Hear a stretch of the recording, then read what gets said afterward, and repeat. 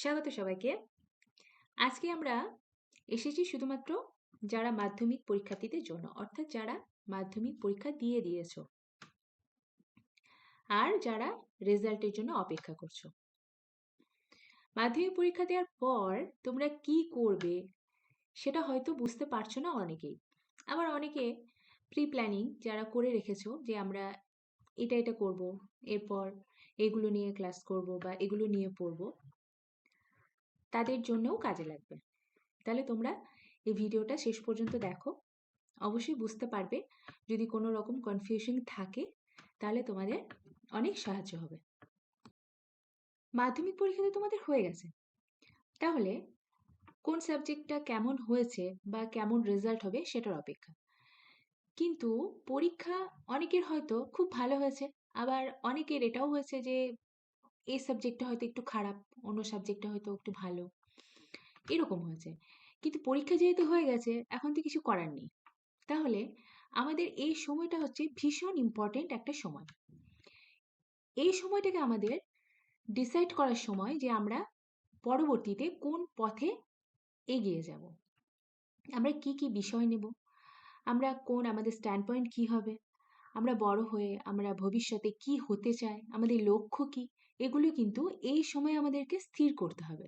এর চেয়ে ভালো সময় বা ইম্পর্ট্যান্ট সময় কিন্তু আমরা ভবিষ্যতে পাবো না। তাই এখনই ডিসাইড করার সময় যে আমরা ভবিষ্যতে কি করতে চলেছি বা কি করব। আমরা যদি একবার স্থির করে নিই যে আমরা এটাই করব, তাহলে এই সময়টাকে কিন্তু আমাদেরকে কাজে লাগাতে হবে। ভবিষ্যতে যদি কোনো রকমভাবে আমরা আফসোস না করি, তো সেই জন্যে আমাদের সাথে থাকো শেষ পর্যন্ত এবং দেখতে থাকো। 11-এ ওঠার সময় আমরা কিন্তু অনেকেই বুঝতে পারি না যে কি নিলে আমাদের জন্য বেস্ট হবে, সায়েন্স নাকি আর্টস নাকি কমার্স। তোমাদের কিসের প্রতি ঝোঁক বেশি বা ন্যাক বেশি, কোন জিনিসটা তোমাদের ভালো লাগে সেটা কিন্তু বুঝতে হবে এবং সেই হিসাবে আমাদেরকে এগিয়ে যেতে হবে। সায়েন্স নিলে একরকম, আর্টস নিলে আরেক রকম, বা কমার্স নিলে আরেক রকম। তো সেটা আমাদেরকে চটপট ডিসাইড করে নিতে হবে। একটা খুব ইম্পর্ট্যান্ট বিষয় এখন আমি বলবো যে আমাদের পরীক্ষা শেষ হবার, ফেব্রুয়ারিতে আমাদের পরীক্ষা শেষ হয়ে গেছে, মে মাসে আমাদের রেজাল্ট আউট হবে। তাহলে এই যে মাঝখানে প্রায় প্রায় 3 মাস সময়, তো ওই সময়টা আমরা কিভাবে কাজে লাগাবো? আমরা এই সময়টা অনেক রকমভাবে কাজে লাগাতে পারি এবং কি কি কোর্স এ সময় করা যেতে পারে। 3 মাস সময়টা কিন্তু অনেক সময়, আমরা এই সময় অনেক রকম কোর্স করে রাখতে পারি।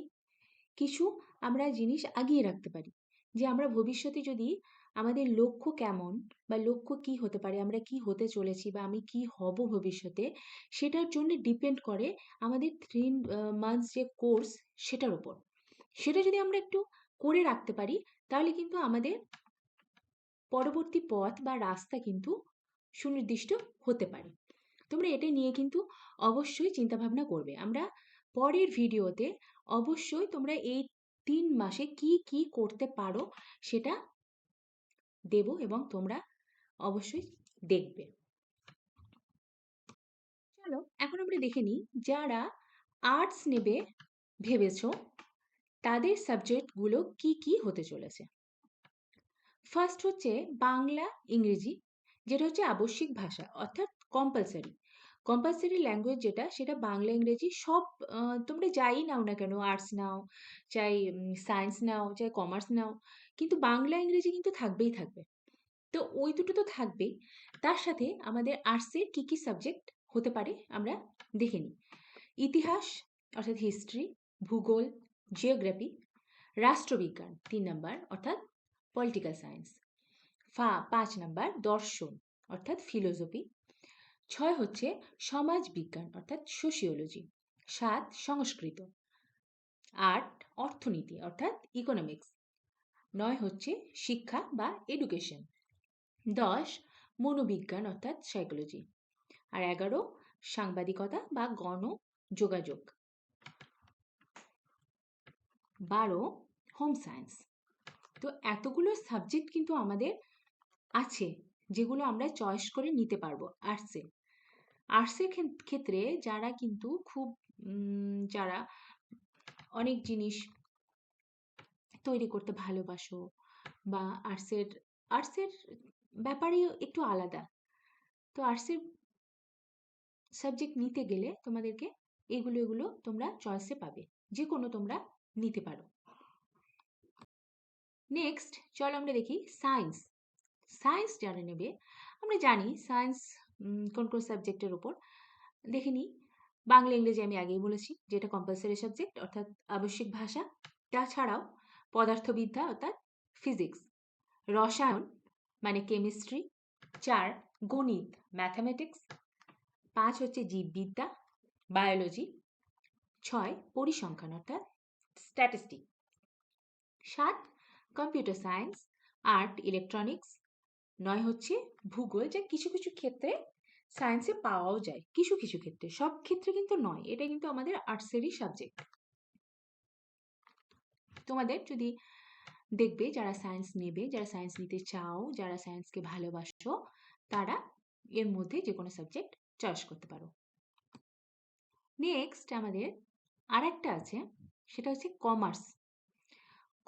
কমার্স কিন্তু ভীষণ ইম্পর্টেন্ট জিনিস। কমার্স নিলে সেখানে অনেক রকম বিষয় বা অনেক দিকে আমরা যেতে পারি।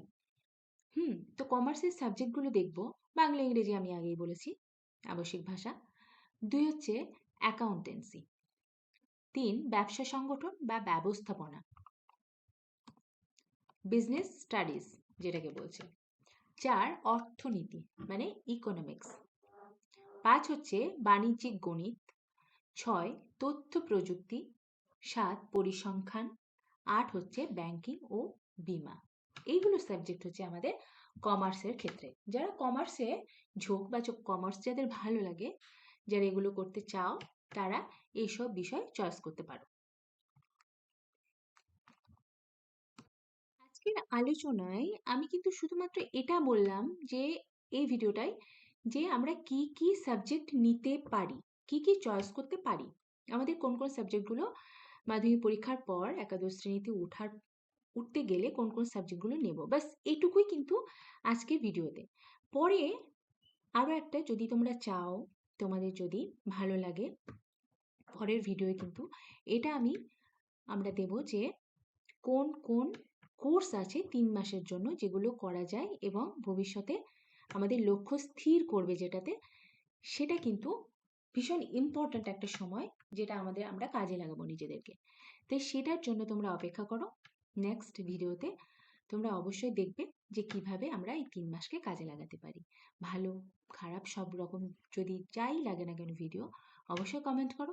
যদি এরকম ভিডিও আরও তোমরা দেখতে চাও, জানাও, কমেন্ট করে জানাও, like share and subscribe. Thank you.